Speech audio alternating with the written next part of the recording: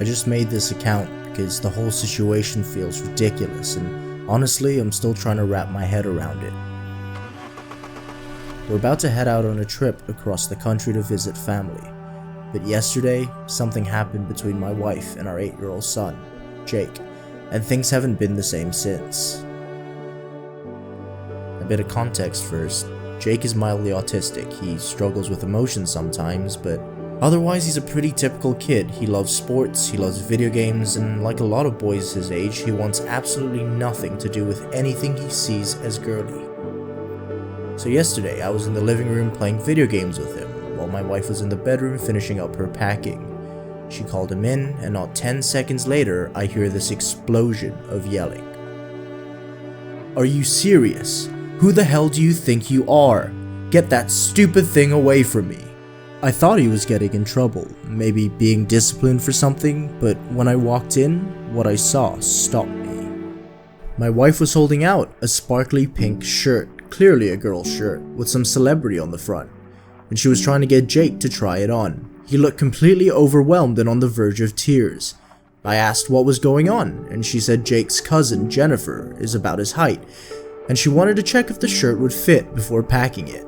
Jake, shaking, just yelled, "I don't care, figure it out yourself, I hate you," and ran out of the room. I told my wife, "What did you expect? You know him.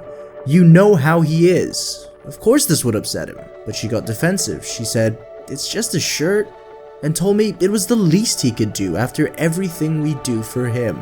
The therapy, the appointments, the extra effort. That stopped me cold. I told her parenting isn't a transaction. He's our kid. He doesn't owe us for that. But then she said he should be punished for acting like a little jerk. I wasn't having it. We're about to go on vacation. I'm not punishing him for not wanting to wear a girl's shirt. I told her we can bring it up with his therapist after the trip. She argued that he screamed at her, and I said, "Yeah, no shit he screamed. You pushed him into something he wasn't comfortable with. I'd probably scream too if my mom tried to do that to me." That night, she stayed cold, wouldn't make dinner, wouldn't talk to either of us, so I ordered a pizza. Something easy the night before traveling, you know. But she saw that as rewarding him for his bad behavior.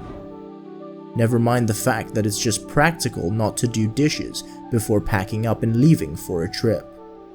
Now, it's the next morning. She's still distant, won't talk to Jake, barely talks to me. And I already know. The moment we arrive, her sister is gonna take her side without hearing a word of mine. So I have to ask. Am I the asshole? I've been turning it over in my head ever since it happened. The whole thing feels so small, but somehow it changed the atmosphere in the house, like something cracked. We're about to leave for a trip across the country, visiting family, the usual chaos. I was in the bedroom finishing up the packing, trying to get ahead of things for once, and I found this shirt, pink, sparkly, with some celebrity's face on it. Jennifer, Jake's cousin, left it here last time. She's about the same size as him, and I just needed to see if it would fit her before I packed it. So I called Jake in. I didn't even say anything weird. I just held it out to him. "Hey, can you try this on real quick so I know if it fits your cousin?" But the second he saw it, he snapped. Full-blown meltdown. "Are you serious?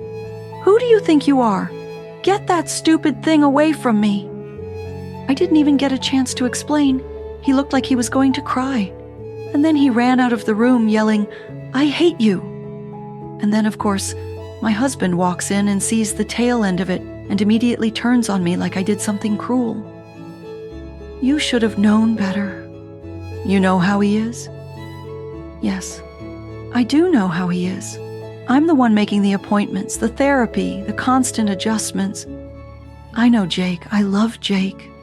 But does that mean I'm not allowed to slip up once? It was just a shirt. And yes, maybe I was a little frustrated.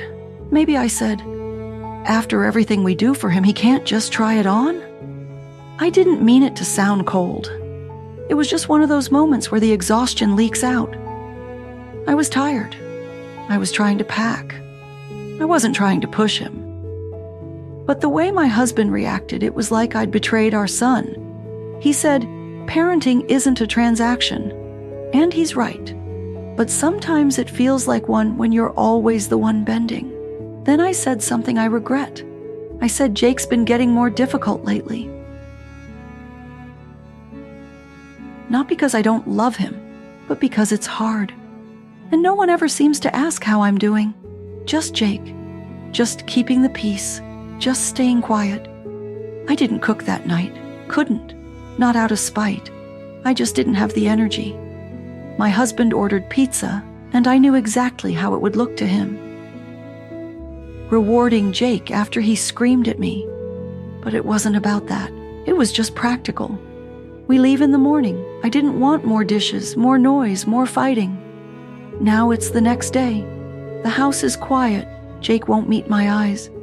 My husband's still distant. And I already know. The moment we arrive, my sister is going to take his side without hearing a word of mine. So now I'm just sitting here asking myself, was I wrong? Did I push too hard? Maybe. Maybe not. But I love my son. I love my family. And I'm just trying to keep it all from slipping through my hands.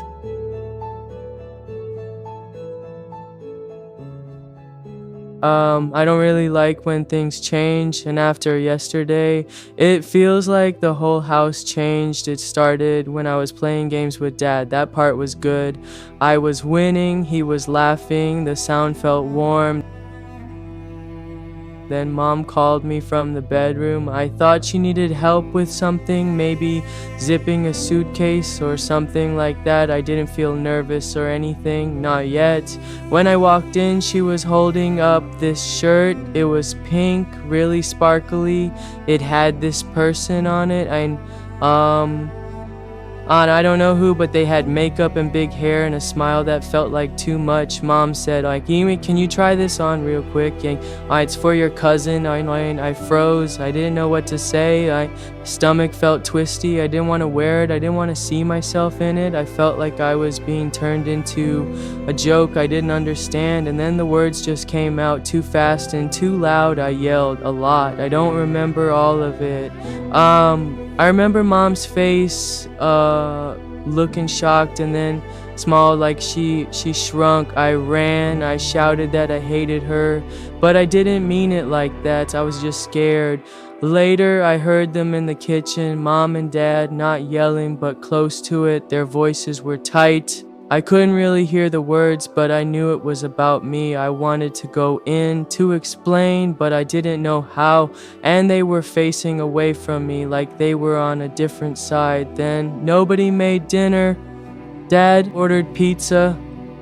I thought that would be nice, but it wasn't. Nobody smiled. I wanted to say sorry. I just didn't know which part to say it for. This morning, Mom wouldn't really look at me, and Dad kept checking his phone. I think we're still going on the trip, but it doesn't feel like it. The house feels like it's holding its breath. I keep thinking about the shirt and her face when I screamed. I wish I could tell her that it wasn't about her, that sometimes my brain just gets too full, that I didn't mean to break anything.